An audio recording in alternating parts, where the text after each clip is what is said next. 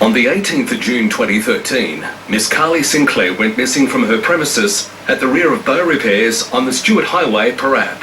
If you have information regarding her sudden disappearance, please phone Crime Stoppers.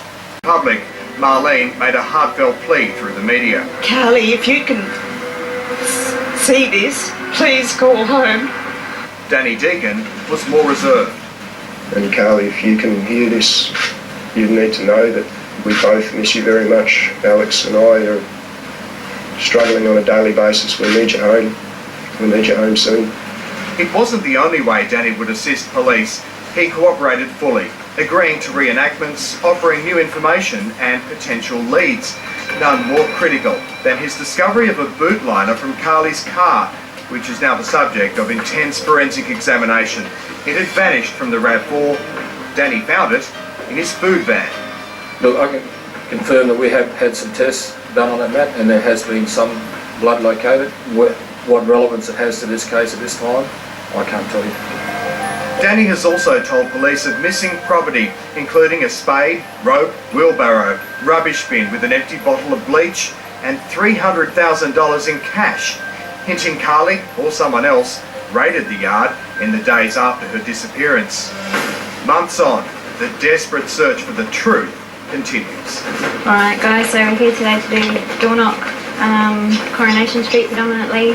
This has come about as information that's been received from a number of independent witnesses that have, on the night of Carlie's disappearance, heard screaming. Samburu detectives relentlessly investigating and revisiting every minute detail, including evidence that neighbours heard a woman's piercing screech on the night Carlie vanished. It was along the route she would have walked home. Honestly, screaming goes on a lot here.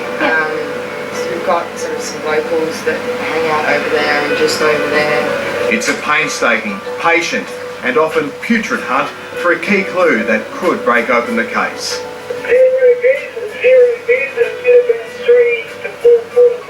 Roger, stand by, I'll advise the detective. He thinks he's found a wheelbarrow? Over several months, police divers have explored the murky depths of old quarries and local waterways that could have been accessed by a killer disposing evidence or a body. You've virtually covered it now. So diver 1 and 2 are going to come in, they're going to relocate to the tree and they're going to do that side. You two can just do another couple of just to make sure it definitely overlaps. And police are continually returning to bushland south of Darwin, an area not far from where Danny Deacon took that drive with Alex the day after Carlie supposedly walked off. It's also the place where a witness has given startling evidence that a Caucasian man was leaning suspiciously against a small four-wheel drive around 11:30 on the night Carlie vanished. We're certain that Carlie's met with foul play, and it comes a time in everyone's life to have the moral courage to admit their mistakes or make amends for their actions. That time is now for the person or persons involved in this, because they cannot continue to live the lie that they're living.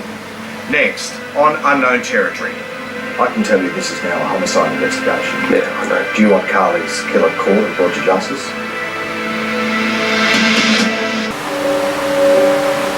Danny Deacon moved here to Perth after his partner Carlie Sinclair vanished.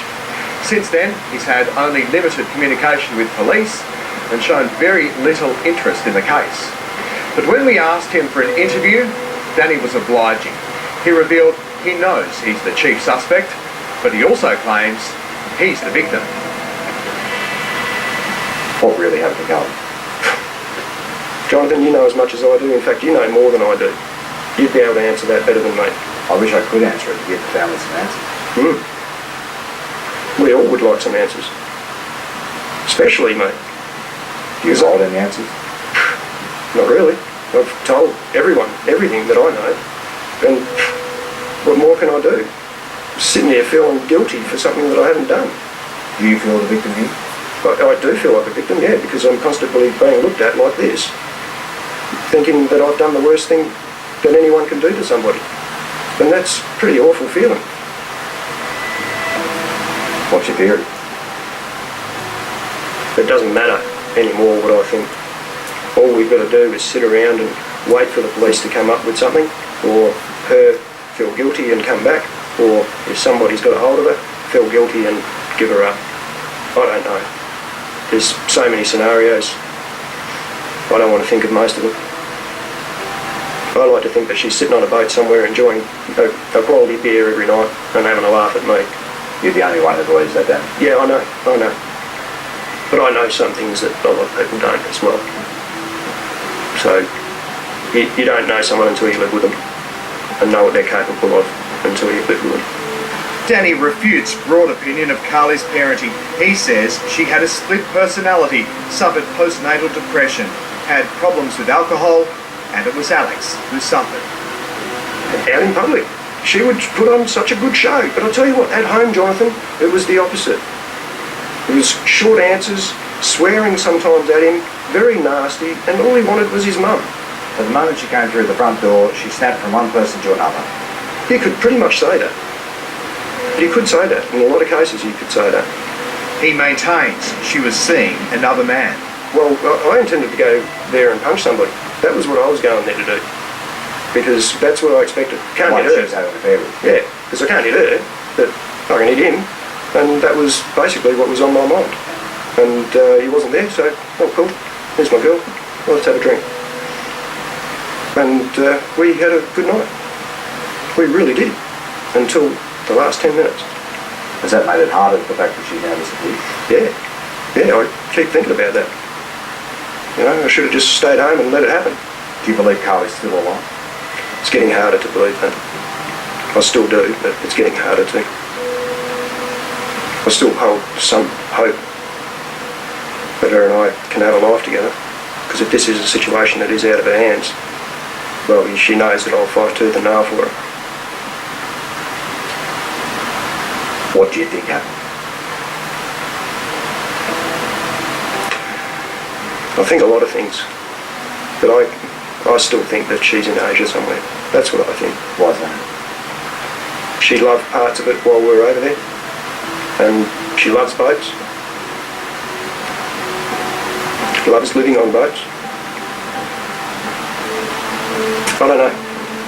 A lot of scenarios have gone through my head. The longer she's away, the more I think that, you know, maybe something has backfired. I don't know. It's just a few things that just keep telling me, you know, she's done some very careful planning. I can tell you this is now a homicide investigation. Yeah, I know that. Do you want Carlie's killer caught and brought to justice? Well, if that is what's happened, yeah. But I still don't think that that's what's happened. Did you kill Carlie Sinclair? No. But it doesn't matter what I say. People are always going to think that I'm a liar, as far as that's concerned. But at the moment, the way I'm feeling, I just wanted to show up so all this can stop. All the accusing eyes and comments from the so-called experts. That's what I want to put to an end. The day after we recorded this interview, Danny met police where he revealed explosive new information.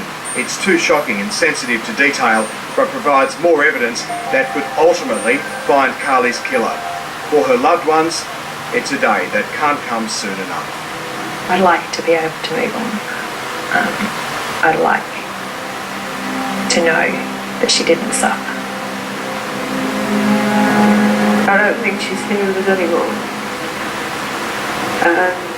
And it's a real shame because she was such a good mom and such a good person. You know, she knows she'd help anybody.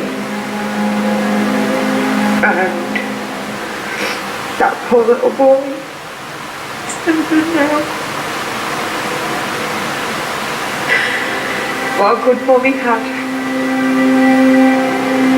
Two hopes that she's found, and whoever did it goes to jail for a very, very long time, because there's no way they can ever be punished and pay for what they did. They can never pay for this. There's no way they can ever pay for it. So just put them out of sight of the world forever. It's just unbelievably tough. Can't believe it.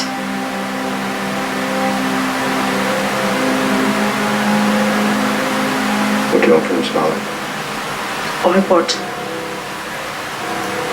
I want to know what happened to her that night. I want to know where she is now. I I want the person or persons responsible brought to justice.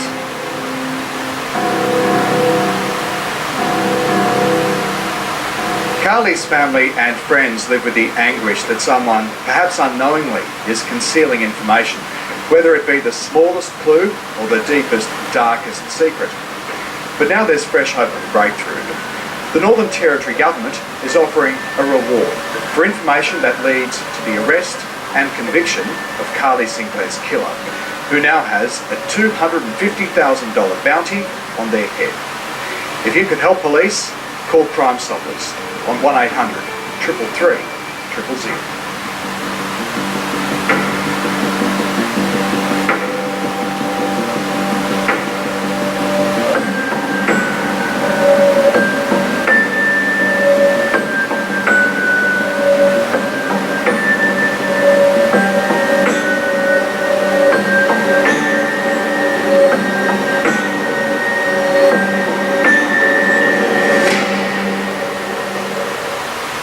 On the 18th of June 2013, Miss Carlie Sinclair went missing from her premises at the rear of Bow Repairs on the Stewart Highway, Parap. If you have information regarding her sudden disappearance, please phone Crime Stoppers.